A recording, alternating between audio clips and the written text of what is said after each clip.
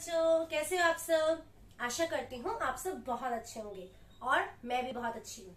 आज मैं फिर आपके सामने उपस्थित हूँ एक नए विषय के साथ। और आज का विषय है पत्र। देखिए, सभी बच्चे सोच रहे होंगे कि पत्र का वैसे जमाना नहीं रहा है। पत्र आजकल कौन किसको लिखता है। हम मैसेज करते हैं, हम मेल कर देते हैं, पत्र की आवश्यकता नहीं है। लेकिन ऐसा नहीं है।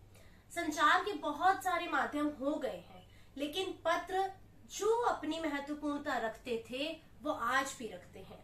जो यादें, जो चीजें उसमें समेटी हुई हैं, वो हम इतनी आसानी से एक छोटे से मैसेज में वो बात हम नहीं कह पाते जिनको हम संजो कर पत्रों में लिखते थे।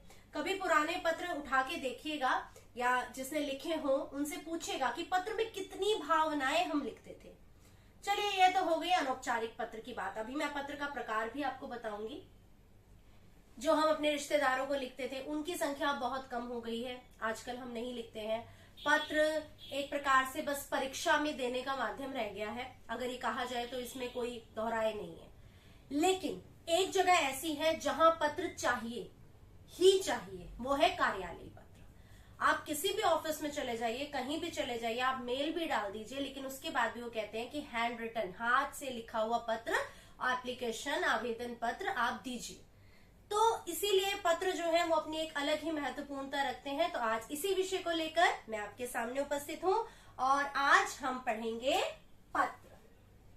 तो ये जो पत्र है ये हम बचपन से पढ़ते आए हैं, लेकिन फिर भी जो पत्र के अंदर अंक आने चाहिए छात्रों के, 5 अंक का ये आता है। अधिकतर परीक्षाओं में 5 अंक का ही पूछा जाता है, लेकिन इस 5 को पाने के लिए बहुत मेहनत करनी पड़ती है और वो 5 फिर भी नहीं आते, क्योंकि कहीं ना कहीं त्रुटि, गलतियां कर देते हैं। तो आज हम इस पत्र को समझेंगे जो हम 2nd 3rd क्लास से पढ़ते आ रहे हैं। पत्र के प्रकार तो सभी जानते हैं, बहुत आसान है। पहला औपचारिक और दूसरा अनौपचारिक। ठीक है। अब औपचारिक और अनौपचारिक। औपचारिक का मतलब जिसको हम कहते हैं फॉर्मल, और ये होता है इनफॉर्मल। ठीक है बेटा, इस वीडियो में मैं आपको लिखने के तरीके से लेकर जो आपके 5 अंक लाने का तरीका है उस तक की आपको बात बताऊंगी। ये है फॉर्मल और ये है इनफॉर्मल। औपचारिक का अर्थ ही है जहां पर औपचारिकताएं हो, यानी जहां पर क्या हो, फॉर्मेलिटीज हो। आप जब भी लिखें तो उसमें एक तरीके से लिखें, उसको एक फॉर्मेलिटी देकर लिखें, औपचारिकता के साथ लिखें। जैसे हमारे घर में कोई रिश्तेदार आता है तो वैसे हम उनके सामने थोड़े फॉर्मल हो जाते हैं, जबकि घर में हम किस में घूमते हैं, पजामा टी शर्ट में घूमते हैं। तो वही चीज है कि ये फॉर्मल होता है जो हम किसी बाहर के व्यक्ति को, किसी ऑफिसर को, किसी अध्यक्ष को, किसी एडिटर, संपादक को भेजते हैं। ये सारे पत्र हमारे कहलाते हैं औपचारिक पत्र। और जो पत्र हम किसी रिश्तेदार, अपने मित्र और भाई बंधु और अपने दादा दादी, मामा चाची, मौसा सबको लिखते हैं, ये सब कहलाते हैं हमारे अनौपचारिक पत्र। ठीक है बच्चे, तो ये 2 प्रकार मैंने आपको बताया। ये सभी को वैसे अधिकतर पता है, जो भी मेरी वीडियो देख रहे हैं बच्चे, औपचारिक और अनौपचारिक पत्र। तो ये तो हुए हमारे पत्र के 2 प्रकार। अब हम आते हैं कि औपचारिक पत्र के अंतर्गत क्या क्या पत्र आते हैं। ठीक है, तो औपचारिक पत्र में हम ये सोच लेते हैं, जैसे मैंने अभी आपको बताया, संपादक को लिखना होता है, मैडम को लिखना होता है, प्रधानाचार्य को लिखना होता है औपचारिक पत्र। लेकिन औपचारिक पत्र के जो भेद हैं, कई बार वो भी परीक्षाओं में पूछे जाते हैं कि कौन कौन से प्रकार। तो पहला जो औपचारिक पत्र का जो पहला प्रकार आता है बेटा, ये आता है आपका, जैसे आप प्रधानाचार्य को पत्र लिख रहे हैं। ठीक है, तो आप क्या कर रहे हैं, प्रार्थना कर रहे हैं। किसी भी चीज की प्रधानाचार्य से प्रार्थना की है, या उनसे हमने कुछ कहा है, छुट्टी के लिए कहा है, फीस भरने के लिए कहा है, या बहुत सारे और भी जो हम प्रार्थनाएं स्कूली, विद्यालयी तौर पे करते हैं, इसे हम प्रार्थना पत्र के अंतर्गत रखते हैं। इसके बाद दूसरा, अधिकतर ये विद्यालय स्तर पे होता है, वैसे प्रार्थना पत्र बाहर भी लिखे जाते हैं। तो लेकिन ये जो है विद्यालय स्तर के जो प्रार्थना पत्र उनकी बात की गई है। दूसरा बच्चे आता है प्रार्थना पत्र के बाद आवेदन पत्र। जब हम कहीं जाते हैं नौकरी के लिए तो हमें एक एप्लीकेशन देनी पड़ती है, एक पत्र लिख कर देना पड़ता है। ये होता है आवेदन पत्र, कि हम अपनी सारी बातें बताएं कि हम किस लिए यहाँ पर हैं और हमें किस पोजीशन पर जाना है। तो ये होते हैं हमारे आवेदन पत्र। तीसरे होते हैं बच्चे शिकायती पत्र, यानी जब हमें अपने इलाके में, अपने एरिया में या अपने आस पड़ोस में या कहीं पे भी किसी प्रकार की कोई शिकायत होती है तो हम शिकायती पत्र लिखते हैं। किसको? उसके अध्यक्ष को, उसके जो सीनियर है वहां पर, उसको हम शिकायती पत्र लिखते हैं जिससे हमारी समस्या का समाधान निकले। चौथे प्रकार के जो पत्र होते हैं, शिकायती पत्र हो गया। चौथे प्रकार के पत्र बेटा होते हैं संपादकीय पत्र। संपादकीय यानी एडिटर को, जो अखबार का संपादक होता है, एडिटर होता है, इसको हम लिखते हैं संपादकीय पत्र। ठीक है। इसके बाद आते हैं बच्चे कार्यालय पत्र, जो ऑफिशियल लेवल पर, जो मैंने अभी आपको स्टार्टिंग में बताया कि कार्यालय में तो पत्र आपको अनिवार्य होता है लिखना, तो ये होते हैं कार्यालय पत्र। और इसके बाद आते हैं व्यावसायिक पत्र, ये बिजनेस आदि में काम आते हैं, बिजनेस में लिखे जाते हैं। तो ये हो गए हमारे किसके? औपचारिक पत्र के प्रकार। ठीक है। तो ये जो प्रकार है, इसमें किस प्रकार से पत्र लिखे जाएंगे इनको भी मैं अभी आपको बताऊंगी। अधिकतर जो हमारे पेपर में पूछे जाते हैं, जो छोटे स्तर पर ज्यादातर विद्यालय वाले आ जाते हैं पत्र, और उसके बाद आवेदन पत्र थोड़ी और बड़ी कक्षाओं में 11वीं 12वीं में आते हैं। शिकायती पत्र, संपादकीय पत्र, ये अधिकतर हमारे 6ठी 7वीं 8वीं 9वीं 10वीं इनमें ज्यादातर संपादकीय और शिकायती पत्र आते हैं। ये मतलब एक अभी तक का देखा हुआ अधिकतर का पैटर्न है कि इस प्रकार के पत्र, ये जो पत्र है ये 11वीं 12वीं में अधिकतर कार्यालय आवेदन, ये सारा ही जो टॉपिक है ये 12वीं 11वीं की कक्षाओं का है, तो उसमें अधिकतर ये पत्र पूछे जाते हैं। तो आज मैं छोटे ही स्तर के बच्चों के लिए अभी बता रही हूँ, मतलब विद्यालय के लिए जो पत्र है वो तो सभी आप लोगों को आते हैं, तो औपचारिक पत्र ही मैं आज आपको कराऊंगी। अनौपचारिक पत्र इसके बाद अगली वीडियो में आपको समझाया जाएगा। तो औपचारिक पत्र में सबसे पहला जो मैंने विद्यालय स्तर का पत्र लिखा, उसको लिखने का प्रारूप कैसा होता है। तो विद्यालय को अगर हम लिख रहे हैं तो सबसे पहले क्या लिखा जाएगा? प्रधानाचार्य जी। ठीक है। अब जो सेवा में है, जो हम पहले सेवा में लिखते थे, अब इसको अधिकतर हटा दिया गया और कॉमास भी हटा दिए गए हैं। तो नए पैटर्न को समझिए, नए प्रारूप को समझते हैं। तो नया प्रारूप क्या कहता है? आचार्य को पत्र अगर हम लिखने की बात करें तो सबसे पहले हम लिखते हैं परीक्षा भवन, क्योंकि हम वहां पर बैठ के परीक्षा दे रहे हैं, तो परीक्षा भवन लिखेंगे। अगर आप दिल्ली में हैं तो आप नई दिल्ली लिखेंगे। ठीक है, नई दिल्ली आपने लिखा। इसके बाद आपने यहाँ पर एक लाइन छोड़ के, आपने जैसे पहले हम सेवा में लिखते थे, अब हम सेवा में नहीं लिखेंगे, प्रधानाचार्य महोदय।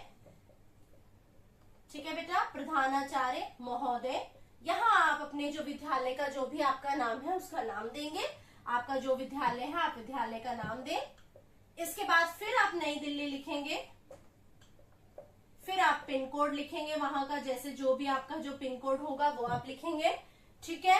अब आपने इतना लिख लिया, आप देख रहे हैं कि आपने इस प्रकार से पंक्तियां लिखी, फिर आप एक लाइन छोड़ेंगे। ये बच्चे बड़े कंफ्यूज होते हैं, मैम कौन सी लाइन, तो मैं आपको बता देती हूँ। एड्रेस के बाद आपने एक लाइन छोड़नी है, फिर आपने लिखनी है बेटा दिनांक। हिंदी में हम दिनांक शब्द पूरा लिखते हैं।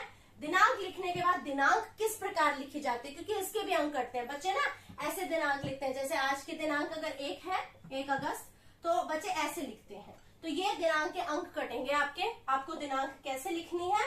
आपको दिनांक बेटा पूरी लिखनी है। ठीक है। और इसके आगे आप क्रॉस क्रॉस लगा सकते हैं। तो ये आपने दिनांक लिख दी। दिनांक लिखने के बाद फिर आप एक पंक्ति छोड़ेंगे। ठीक है। अब आपने क्या देना है यहाँ पर, क्योंकि जब भी हम औपचारिक पत्र लिखते हैं, मैं आपको औपचारिक ही बता रही हूँ और फॉर्मेट ही बता रही हूँ ताकि आपको पेपर में उसकी मदद मिल सके। इसमें हमारी जरूरी चीजें क्या है? विषय जरूर होना चाहिए, दिनांक जरूर होनी चाहिए। ठीक है। जिसको हम लिख रहे हैं उसका पूरा एड्रेस होना चाहिए। हम जहां से भेज रहे हैं हमारा परीक्षा भवन भी लिखा होना चाहिए। अगर कोई एड्रेस दिया हो तो वो भी लिख सकते हैं। ठीक है। अब आपने यहाँ पे विषय लिखा। विषय आपका संक्षिप्त, सरल और समझ आने वाला होना चाहिए। ठीक है। तो आप एक ही पंक्ति में अपने विषय को लिख सकते हैं। जैसे आप छुट्टी चाहिए तो अवकाश हेतु पत्र, आपको अपनी फीस माफी के लिए पत्र, आपको किसी प्रतियोगिता में भाग लेना है तो प्रतियोगिता में भाग लेने हेतु पत्र, आपको 11th में साइंस में एडमिशन लेना है तो प्रधानाचार्य को कहना पड़ेगा भाई मेरे अंक अगर थोड़े से कम आ गए तो मुझे लेकिन एडमिशन दे दो। तो 11वीं में विज्ञान विषय लेने हेतु पत्र, इसमें आप हेतु शब्द लगाएं। क्या लगाएंगे? हेतु। मतलब पत्र लिखने के लिए किस कारण से आप लिख रहे हैं उसको हम हेतु कहते हैं। तो इस हेतु पत्र। ठीक है। तो आपका ये हो गया स्टार्टिंग सभी को समझ आ गई है कि ये मेरा फॉर्मेट है, ये ऐसे में स्टार्ट करेंगे हम लोग। इसके बाद हम क्या करते हैं बच्चे, जब हमने विषय दे दिया तो विषय के बाद हम क्या लिखेंगे, हम कुछ ऐसे शब्द हैं जो मैं आपको इस वीडियो में बता रही हूँ, आपको वैसे ही शब्दों का प्रयोग ही करना है, क्योंकि अगर हम मैम लिख देते हैं यहाँ पर या सर लिख देते हैं तो ये हिंदी का नहीं है। हिंदी के शब्दों में इसका प्रयोग मान्य नहीं है, और खास तौर पे पत्रों में, क्योंकि औपचारिक पत्र वो होता है जो किसी को आप फॉर्मेलिटी के लिए दे रहे हो, औपचारिकता दिखा रहे हैं, उसमें अगर आप इस प्रकार के शब्द प्रयोग करेंगे तो आपके अंक कट जाएंगे। तो हम क्या शब्द प्रयोग करेंगे, हम करेंगे मान्यवर या महोदय। ठीक है, अगर स्त्री प्रधानाचार्य जी हैं तो आप महोदया लिखें, अन्यथा आप महोदय लिखें। ठीक है, आप यहाँ महोदय लिखेंगे, यहाँ पर आप शुरू कर देंगे, इस लाइन को पूरा छोड़ देंगे, बाकी कोई आपने पंक्ति नहीं छोड़ी है, तो महोदया सविनय निवेदन, क्योंकि हम वो स्कूल के छात्र हैं तो हम क्या लिखेंगे, सविनय निवेदन यह है कि मैं कक्षा 10वीं का, जो भी आपकी क्लास हो, जिस भी आप कक्षा में पढ़ रहे हैं, कक्षा 10वीं ब स जो भी है, उसका छात्र या छात्रा हूं। ठीक है, और उसके बाद फिर आप अपना कारण लिखेंगे, मेरे को क्या प्रॉब्लम है या मेरे को किस विषय में आप पत्र लिख रहे हैं वो लिखेंगे। उसके बाद ये आपने 2-3 लाइन इसकी कर दी। ठीक है, इसके बाद फिर आप अगली पंक्ति स्टार्ट क्या करेंगे, आप अपनी समस्या या अपने कारण या आपने जिसलिए आपने पत्र लिखा है, मान लो आपने लिखा है, अभी मैंने बताया कि 11वीं में एडमिशन के लिए लिखा है, तो आपने लिखा कि मैं कक्षा 10वीं ब का छात्र हूँ और मुझे 11वीं में विज्ञान विषय मतलब मैं विज्ञान विषय लेना चाहता हूँ, और इसका कारण लेकिन फिर आप लेकिन देके लिखेंगे, लेकिन मेरे अंक कम आए थे। अब अंक कम क्यों आए थे, तो यहाँ आपको कारण देना होता है, सेकंड पैराग्राफ में क्यों देना होता है, कारण देना होता है। तो उस बच्चे ने क्या कहा, एक तरीके से मान लो ये कहता है कि जिस समय बोर्ड की परीक्षाएं थी, ठीक है, जिस समय बोर्ड की परीक्षाएं थी उस समय मेरे घर में कुछ दुर्घटना हो गई है, जो भी, जैसे मैं आपको सिर्फ एक एग्जांपल दे रही हूँ कि आप यहाँ पर रीजन लिखते हैं सेकंड पैराग्राफ में। आपको पैराग्राफ के लिए बेटा कोई लाइन नहीं छोड़नी होती।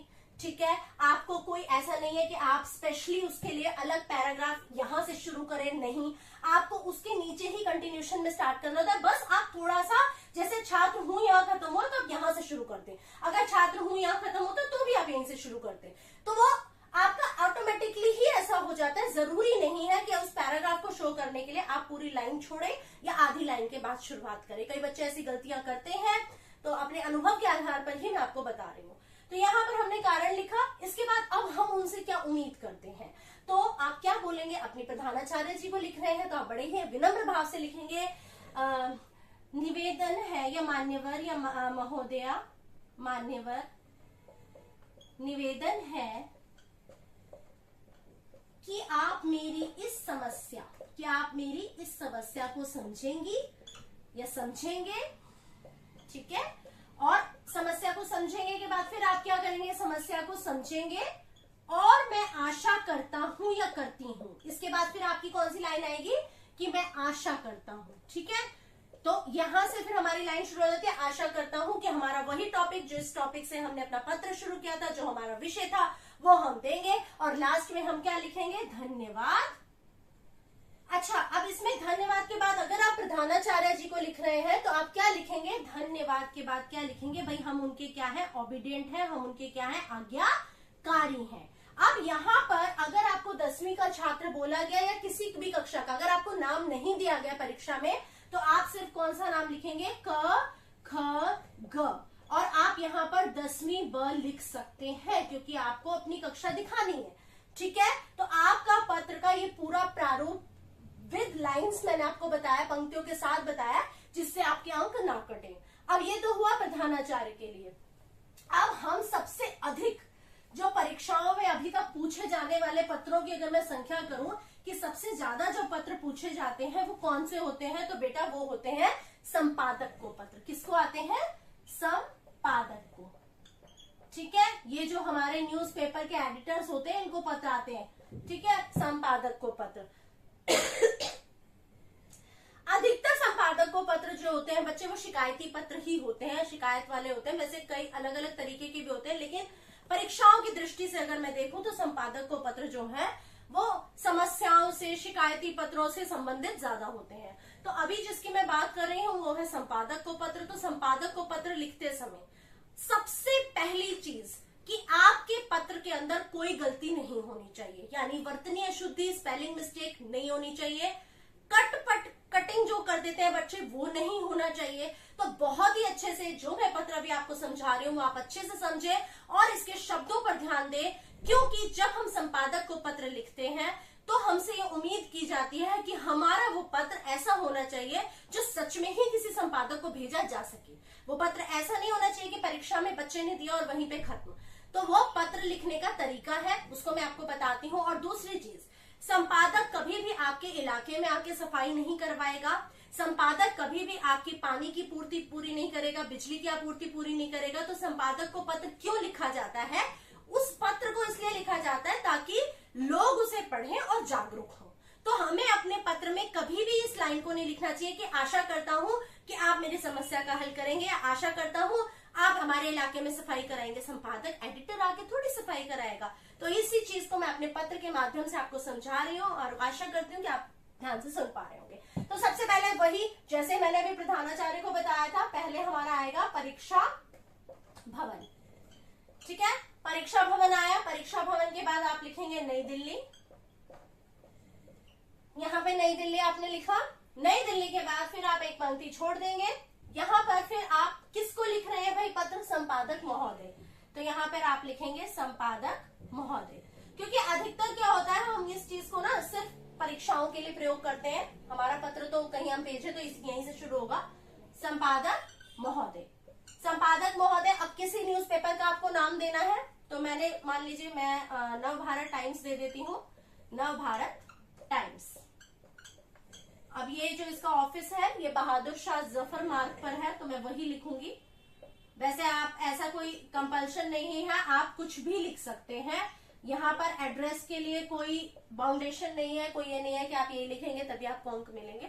पर जो न्यूज़पेपर का मेन ऑफिस है वहां का मैंने लिखा है बहादुर शाह जफर मार्ग और नई दिल्ली।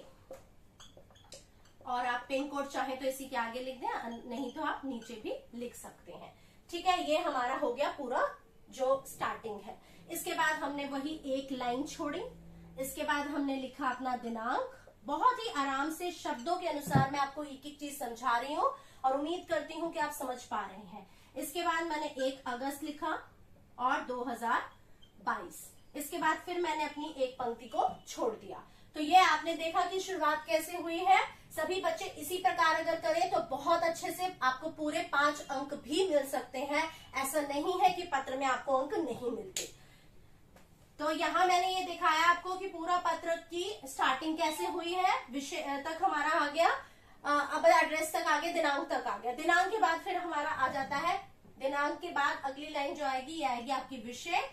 विषय आपका एक ही पंक्ति का, एक ही लाइन का होना चाहिए। कोई भी संकट, कोई भी समस्या, कोई भी आपका संपादक को पत्र हो, जो आपकी लाइन आपके प्रश्न पत्र में दी गई है उसी के अनुसार आप इसका बनाएंगे। और मैंने बताया था हेतु शब्द का प्रयोग कर ले कि किस हेतु पत्र, ठीक है, किस बारे में आप पत्र लिख रहे हैं। तो इस हेतु पत्र, मान लो बिजली की आपूर्ति हेतु पत्र, पानी की समस्या हेतु पत्र, बस दुर्घटना हेतु पत्र, तो बस वही शब्द लिखना है, बाकी हेतु पत्र। ठीक है, इसके बाद अगला, अब यहाँ पर हम लिखेंगे मान्यवर, मान्यवर महोदय, ऐसे शब्दों का प्रयोग कर सकते हैं।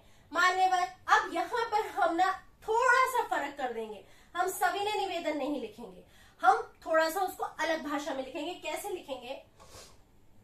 निवेदन तो चलो हम कर देते हैं, वैसे ये जरूरी नहीं है। अगर आपको शिकायती पत्र देना होता है आप निवेदन नहीं भी लिखेंगे तो कोई फर्क नहीं पड़ता। निवेदन है कि मैं आपके समाचार पत्र का दैनिक पाठक हूं। दैनिक या नियमित, नियमित आप लिख लें। मैं आपके समाचार पत्र का नियमित पाठक हूं, मतलब मैं आपके समाचार पत्र को नियमित रोज पढ़ता हूं, नियमित पाठक हूं। और यह पूर्ण विराम लगा दें। आज इस पत्र के माध्यम से, बिल्कुल यही पंक्तियां आप शुरुआत करेंगे, आपका पत्र बहुत ही अच्छा होने वाला है और आपको अंक भी मिलेंगे। निवेदन है कि मैं आपके समाचार पत्र का नियमित पाठक हूं। आज इस पत्र के माध्यम से मैं आपका ध्यान अब जो भी आपकी समस्या थी या जो भी थी या जो भी आप चाहते हैं वो आप लिखें, इस ओर आकृष्ट करना चाहता हूं।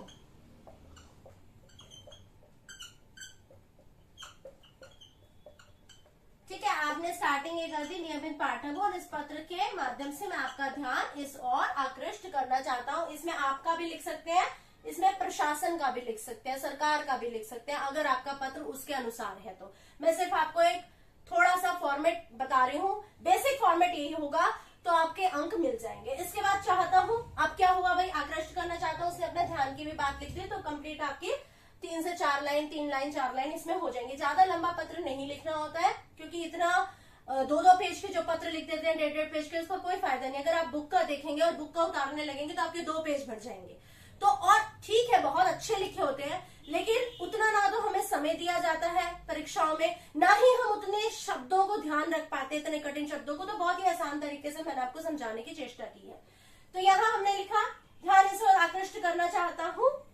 इसके बाद आपने उसका कारण लिख दिया, जो मैंने आपको पिछले पत्र में बताया था कि भाई कोई भी बात है, मान लो आपको बिजली की समस्या है, पानी की समस्या है, या आपको उसके समाचार के माध्यम से और बातें फैलानी, या लाउड स्पीकर्स की समस्या है, तो आप क्या लिखेंगे भाई, पहले मैं आपका ध्यान, मान लो लाउड स्पीकर का ही बात है, तो आपका ध्यान इस ओर आकृष्ट करना चाहता हूं कि हमारे इलाके में, मतलब हमारे इलाके में की करके आप लिख सकते हैं यहाँ पर कि हमारे इलाके में बहुत ज्यादा रात के समय लाउड स्पीकर्स बज रहे हैं, जिसके कारण अब यहाँ क्या होगा, जिसके कारण, क्या क्या कारण हो रहे हैं, रात को लोगों को नींद नहीं आ रही, बुजुर्ग व्यक्ति सो नहीं पा रहे हैं, घर के बच्चे पढ़ाई नहीं कर पा रहे हैं, सुबह जल्दी आंख नहीं खुल रही है, जो भी, मतलब ये जो है ये बहुत ज्यादा महत्वपूर्ण नहीं है, बस वर्तनी का ध्यान रखना, गलतियां नहीं होनी चाहिए, और 2 या 3 लाइन ही आपकी इसमें बहुत होती हैं। तो आप यहाँ पे कारण उसके दे दीजिए कि उसके कारण क्या क्या। मान्यवर, अब क्या है, क्योंकि वो आके लाउड स्पीकर तो बंद नहीं कराएगा, अभी मैंने आप लोगों को बताया। मान्यवर, निवेदन है कि आप मेरे इस पत्र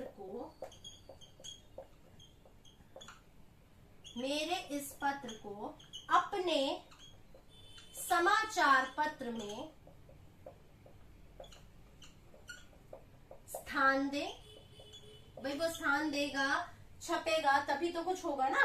तो मेरे इस अपने समाचार पत्र में स्थान दे, जिससे, मेरा मार्कर खत्म हो गया है स्लो चल रहा है थोड़ा सा, जिससे क्या होगा भाई, अब जिससे क्या होगा, अगर वो समाचार पत्र छपेगा तो क्या होगा, जिससे प्रशासन की नींद, अगर प्रशासन के बारे में है, सरकार के बारे में है, जो सरकार कर सकते हैं, बिजली विभाग के बारे में, तो आप वो लिखते हैं, प्रशासन की नींद खुल सके और हमें इस समस्या से निदान मिल सके। देखिए, अगर आप इसी प्रकार के शब्दों का प्रयोग करते हैं तो आपके बिल्कुल ही अंक पूरे आएंगे। प्रशासन की नींद खुल सके और हमें समस्या से निदान मिल सके। तो हमने क्या किया, कारण लिखा, ऊपर की पंक्तियां मैंने आपको बता दी, और यहाँ से हमने इसको इस तरीके से खत्म किया, इस समस्या से निदान मिल सके। आशा करता हूँ कि आप मेरी इस समस्या को समझेंगे और ध्यान देंगे, अगर आपको उसको लंबा करना है तो, अन्यथा आप इतना भी लिखेंगे तो भी ठीक है। इसके बाद आप फिर अंत किस प्रकार करेंगे, धन्यवाद। यहाँ पर हम क्या लिखते हैं, हम आज्ञाकारी नहीं है संपादक के, तो हम क्या लिखेंगे, भवदीय, और लास्ट में क, ख और ग। ठीक है, तो इस प्रकार से आप अपने पत्र को, अगर आपको कोई पोस्ट दी गई है कि आप यहाँ के अध्यक्ष हैं या आप अपनी कॉलोनी के सरपंच हैं, तो फिर आप यहाँ पर उसका जो आपको दिया गया प्रश्न में उसके अनुसार करेंगे। ठीक है बच्चे, तो मैंने आपको अभी संपादकीय पत्र बताया, संपादक को किस प्रकार से लिखा जाता है। इसके अलावा जो आपको अभी इतने पत्र के मैंने प्रकार बताए, उन सब के लिए भी मैं आपको बताऊंगी कि किस प्रकार से लिखना है। ज्यादा फर्क नहीं होता है। एक बार मैं अगर किसी अध्यक्ष का बता दूंगी तो वही बिजली विभाग में भी आपका कार्य का आएगा, काम आएगा, वही पानी में भी आएगा, वही अलग जगहों पे आएगा। तो इसी प्रकार से मैं आपको संपादक को पत्र के साथ अध्यक्ष को पत्र लिखना और अनौपचारिक पत्र किस प्रकार से लिखे जाते हैं ये आपको आने वाली वीडियो में बताऊंगी। धन्यवाद। आशा करती हूँ कि आपको पत्र में अब पूरे नंबर मिले और सभी बच्चों को बहुत बहुत धन्यवाद। नमस्कार।